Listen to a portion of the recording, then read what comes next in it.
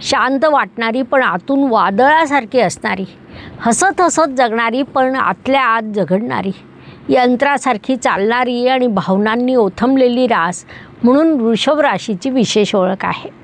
ही ओळख या काळात अजून वृद्धिंगत होणार आहे. भाग्य व शुभसंकेत या दृष्टीने विचार केला असता वृषभ जातकांसाठी या महिन्यात अनेक शुभसंकेत निर्माण झालेले आहेत.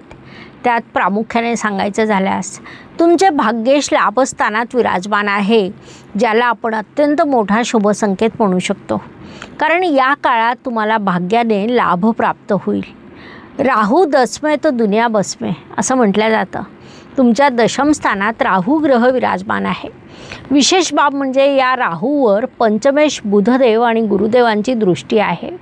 तसंच राशीस्वामी आणि भाग्येश यांच्यात नवपंचम योग घडून येत आहे. अशा अनेक शुभसंकेतांनी हा महिना तुमच्यासाठी परिपूर्ण भरलेला आहे.